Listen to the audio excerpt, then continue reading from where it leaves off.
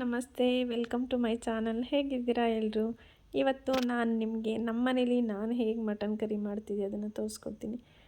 ಬನ್ನಿ ನೋಡೋಣ ಹಾಗಾದರೆ ಹೇಗೆ ನಾನು ಮಟನ್ ಕರಿ ಮಾಡ್ತೀನಿ ಅಂತ. ಮೊದಲಿಗೆ ನಾನಿಲ್ಲಿ 750 ಗ್ರಾಮ್ ಅಂದರೆ 3/4 kg ಆಗೋಷ್ಟು ಮಟನ್ನ ನೀರಲ್ಲಿ ಸಾಲ್ಟ್ ಹಾಕಿ ತೊಳೆದು ಇಟ್ಕೊಂಡು ಅದನ್ನು ಕುಕ್ಕರ್ಗೆ ಹಾಕ್ಕೊತಿದ್ದೀನಿ.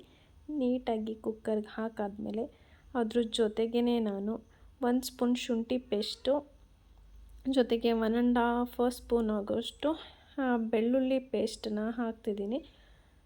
ಹಾಗೆ ನಾನು ಕೊರಿಯಾಂಡರ್ ಪೌಡರ್ ಅಂದರೆ ಸಾಂಬಾರ ಪುಡಿ ಅದನ್ನು 1.5 ಸ್ಪೂನ್ ಹಾಕ್ಕೊತಿದ್ದೀನಿ. ಜೊತೆಗೆ 1 ಟೇಬಲ್ ಸ್ಪೂನ್ ಆಗೋಷ್ಟು ಅರಿಶಿನ ಪುಡಿನೂ ಇದ್ರ ಜೊತೆಗೆ ಸೇರಿಸ್ಕೊತಿದ್ದೀನಿ. ಜೊತೆಗೆ ಅಚ್ಚ ಖಾರದ ಪುಡಿ 2 ಸ್ಪೂನು. ನಾನು ಸ್ವಲ್ಪ ಖಾರ ಜಾಸ್ತಿ ತಿಂತೀನಿ, ನಮ್ಮ ಮನೇಲಿ ಸ್ವಲ್ಪ ಕಡಿಮೆ ತಿಂತಾರೆ. ಇಬ್ಬರಿಗೂ ಮ್ಯಾಚ್ ಮಾಡೋ ರೀತಿಲಿ 2 ಸ್ಪೂನ್ ಹಾಕ್ಕೊತಿದ್ದೀನಿ. ಅದ್ರ ಜೊತೆಗೆ ನಾನು 3 ಆನಿಯನ್ಸ್ ತೊಗೊಂಡು ಮಿಕ್ಸರಲ್ಲಿ ಪೇಸ್ಟ್ ಮಾಡಿ ಇಟ್ಕೊಂಡಿದ್ದೆ, ಅದನ್ನು ಅದ್ರ ಜೊತೆ ಸೇರಿಸ್ತಿದ್ದೀನಿ. ಜೊತೆಗೆ ಮಟನಲ್ಲಿ ಬರೋ ಫ್ಯಾಟು ಮತ್ತು 1-2 ಸ್ಪೂನು ನಾವು ಯೂಸ್ ಮಾಡೋವಂಥ ಆಯಿಲ್ನ ಸೇರಿ ಬಿಸಿ ಮಾಡಿ ಅದನ್ನು ಇದ್ರೊಳಗಡೆ ಶಿಫ್ಟ್ ಮಾಡ್ತಿದ್ದೀನಿ, ಇದ್ರ ಜೊತೆನೇ ಹಾಕ್ತಿದ್ದೀನಿ. ಇದು ಹಾಕಾದ್ಮೇಲೆ ಇದ್ರ ಜೊತೆಗೆ ನಾನು 3 ಪಲಾವ್ ಎಲೆ, ಜೊತೆಗೆ ರುಚಿಗೆ ತಕ್ಕಷ್ಟು ಉಪ್ಪು, ನಾನಿಲ್ಲಿ ಪಿಂಕ್ ಸಾಲ್ಟ್ ಹಾಕ್ಕೊತಿದ್ದೀನಿ. ನಿಮ್ಮ ಮನೇಲಿ ನಿಮಗೆ ಯಾವ್ದು ಬೇಕೋ ಅದನ್ನು ಯೂಸ್ ಮಾಡ್ಕೊಬೋದು. ಇದನ್ನು ಹಾಕೋದ್ರಿಂದ ಟೇಸ್ಟು ಚೆನ್ನಾಗಿರುತ್ತೆ, ಹೆಲ್ತ್ಗೂ ಕೂಡ ಒಳ್ಳೆಯದು. ಹಂಗಾಗಿ ನಾನು ಪಿಂಕ್ ಸಾಲ್ಟ್ ಯೂಸ್ ಮಾಡ್ತಿದ್ದೀನಿ.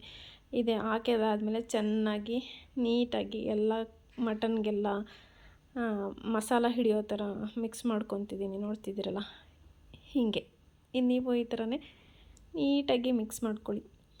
ಅದಾದಮೇಲೆ ನಾನು ಮಟನ್ ಕರಿನ ತುಂಬ ತಿಕ್ಕಾಗಿ ಮಾಡ್ತಿರೋದ್ರಿಂದ ಜಾಸ್ತಿ ನೀರು ಯೂಸ್ ಮಾಡ್ತಿಲ್ಲ, ಸ್ವಲ್ಪ ನೀರು ಯೂಸ್ ಮಾಡ್ತಿದ್ದೀನಿ. ನಿಮಗೆ ಅದು ಯಾವ ಹದಕ್ಕೆ ಬೇಕೋ ಅಷ್ಟು ನೀರನ್ನ ಸೇರಿಸ್ಕೊಂಬಿಟ್ಟು ಕುಕ್ಕರ್ ಲಿಡ್ನ ಮುಚ್ಚುತ್ತಿದ್ದೀನಿ. ಮಟನ್ಸ್ ಬೇಗ ಬೇಯಲ್ಲ, ಹಾಗಾಗಿ 4-5 ವಿಷಲ್ ಹಾಕಿಸ್ಕೊಬೇಕು. ನಾನು 5 ವಿಷಲ್ ಹಾಕಿಸ್ಕೊತಿದ್ದೀನಿ. ನಿಮ್ಗೆ ಎಷ್ಟು ಬೇಕೋ ಅಷ್ಟು ವಿಷಲ್ ನೀವು ಹಾಕಿಸ್ಕೊಬೋದು.